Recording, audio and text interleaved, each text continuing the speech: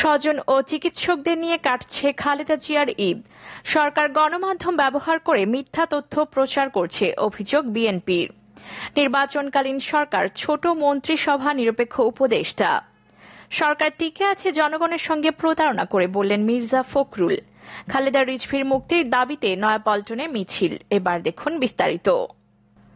স্বজন ও চিকিৎসকদের নিয়ে কাটছে খালেদা জিয়ার ঈদ। বিএনপি চেয়ারপারসন খালেদা জিয়া তার গুলশানের বাসভবন ফিরোজায় ঈদ উদযাপন করেছেন। পুত্রবধূ শর্মিলা রহমান সিথি ও দুই নাতনি জাফিয়া রহমান এবং জাহিয়া রহমানের সঙ্গে যেমন ঈদের আনন্দ ভাগ করেছেন, তেমনি শারীরিকভাবে অসুস্থতার কারণে চিকিৎসকদের কেউ সময় দিতে হচ্ছে তাকে।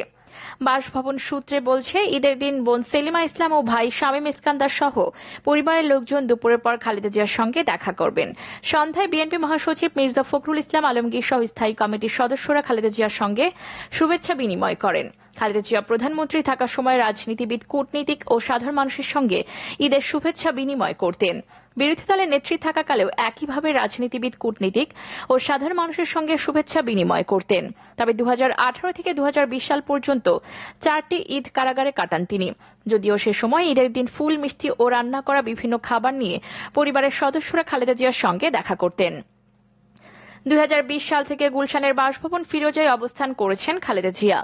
এই সময় ঈদের দিনগুলোতে শুধুমাত্র পরিবারের সদস্য ও বিএনপির স্থায়ী কমিটির সদস্যরা খালেদা জিয়ার সঙ্গে দেখা করে ঈদের শুভেচ্ছা বিনিময় করে আসছেন। এবার ঈদের আগেই পুত্রবধূ ও দুই নাতনি তার সঙ্গে ঈদ উদযাপন করতে এসেছেন। এদিকে লন্ডনে থাকা খালেদা জিয়ার বড় ছেলে তারেক রহমান ও পরিবারের সদস্যরা ফোনে তার সঙ্গে ঈদের শুভেচ্ছা বিনিময় করবেন।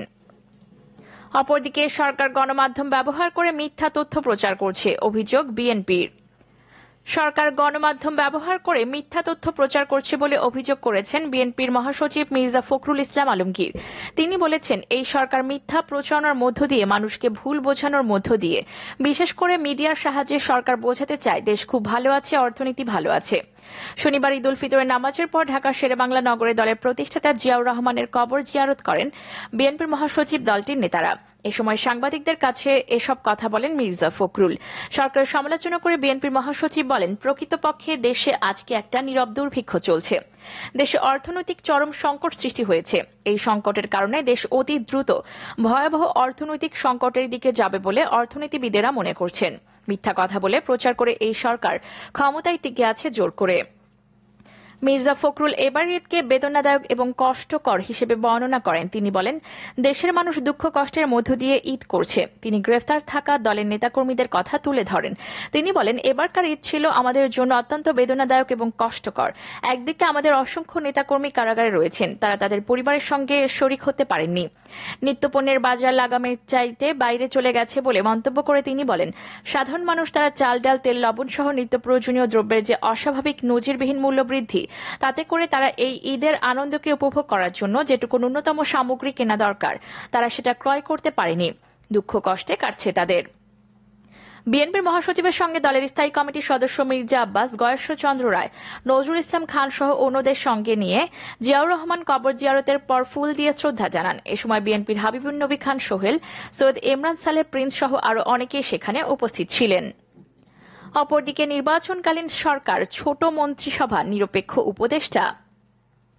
নির্দলীয় নিরপেক্ষ তত্ত্বাবধায়ক সরকার নয়, বর্তমান সরকারও নয়, বরং নির্বাচনকালীন একটি সরকারের কাঠামো কি হতে পারে সেটা নিয়ে কূটনৈতিক মহল এবং রাজনীতিবিদদের মধ্যে পর্দার আড়ালে চলছে নানামুখী আলাপ আলোচনা।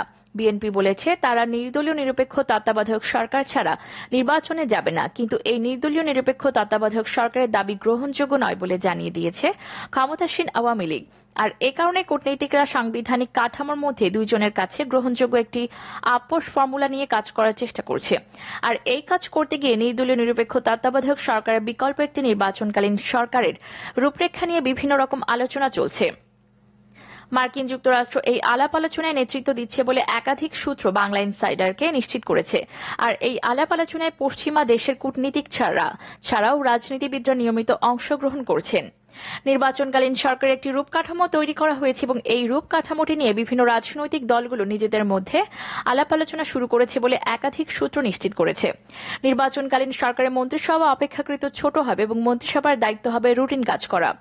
10 বা 12 সদস্যের বেশি মন্ত্রিসভা না থাকার পরামর্শ দেওয়া হয়েছে।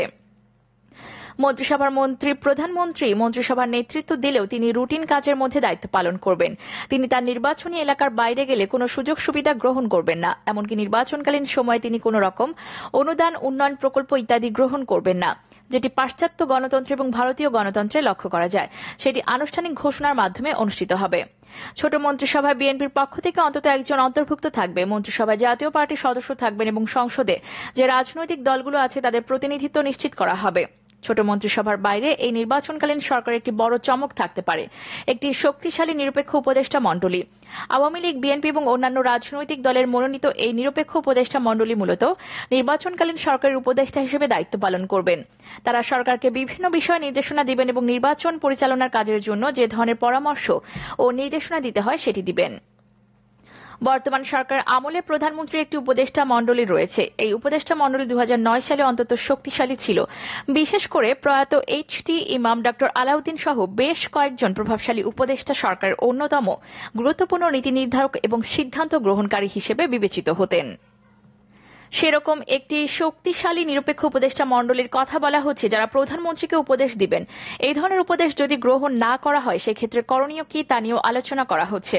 একটি মহল থেকে প্রস্তাব এসেছে যে উপদেষ্টা মণ্ডলী প্রধানমন্ত্রীকে যে পরামর্শ দিবেন, নির্বাচনকালীন সময়ে সেই পরামর্শ প্রধানমন্ত্রী গ্রহণ করবেন। মূলত মন্ত্রীরা থাকবেন ওএসডি, উপদেষ্টার সমস্ত কর্মকাণ্ড করবেন এবং উপদেষ্টাদের পরামর্শ ছাড়া মন্ত্রীরা কোনো ফাইল অনুমোদন করবেন না। এই উপদেষ্টা মণ্ডলী মন্ত্রিসভার বৈঠকে উপস্থিত থাকবেন এবং নির্বাচনের ব্যাপারে তারা সিদ্ধান্ত নেবেন। তবে নির্বাচনকালীন সরকার নিরপেক্ষ উপদেষ্টাদের কার্যপরিধি কতটুকু পর্যন্ত বিস্তৃত হবে, কারা কারা উপদেষ্টা হবে ইত্যাদি বিষয়গুলো নিয়ে এখন পর্যন্ত চূড়ান্ত আলোচনা হয়নি। বিভিন্ন সূত্রগুলো বলছে আলাপ আলোচনা খুবই প্রাথমিক পর্যায়ে। তবে সাংবিধানিক কাঠামোর মধ্যে সকলের কাছে গ্রহণযোগ্য একটি নির্বাচনী ফর্মুলা নিয়ে দূতাবাসগুলো কাজ করছে এবং রাজনৈতিক দলগুলো এই সমস্ত কর্মকাণ্ডে সম্পৃক্ত হচ্ছে বলে একাধিক সূত্র নিশ্চিত করেছে। অপরদিকে সরকার টিকে আছে জনগণের সঙ্গে প্রতারণা করে, বললেন মির্জা ফখরুল। সরকার জনগণের সঙ্গে প্রতারণা করে টিকে আছে বলে মন্তব্য করেছেন বিএনপির মহাসচিব মির্জা ফখরুল ইসলাম আলমগীর। শনিবার বেলা 11:30টার দিকে রাজধানীর চন্দ্রিমা উদ্যানে সাবেক রাষ্ট্রপতি জিয়াউর রহমানের সমাধিতে দোয়া শেষে সাংবাদিকদের এক প্রশ্নের জবাবে একথা বলেন তিনি। মির্জা ফখরুল বলেন, সরকার গণমাধ্যমকে ব্যবহার করে এই সরকার দেশ ভালো আছে বলে প্রচারণার চেষ্টা করছে, কিন্তু দেশে নীরব দুর্ভিক্ষ চলছে। সেখানে জিয়াউর রহমানের বিদেহী আত্মার মাগফিরাত কামনা এবং সাবেক প্রধানমন্ত্রী বেগম খালেদা জিয়ার রোগমুক্তি ও কারামুক্তির জন্য দোয়া করা হয়। অপরদিকে খালেদা রিজভীর মুক্তির দাবিতে নয়াপল্টনে মিছিল। বিএনপি চেয়ারপারসন বেগম খালেদা সহ সিনিয়র যুগ্ম মহাসচিব রুহুল কবির রিজভীর মুক্তির দাবিতে রাজধানীতে বিক্ষোভ মিছিল করেছে রিজভী আহমেদ মুক্তি সংগ্রাম পরিষদ। শনিবার দুপুরে নয়াপল্টনে বিএনপির কেন্দ্রীয় কার্যালয়ের সামনের সড়কে এই মিছিল অনুষ্ঠিত হয়।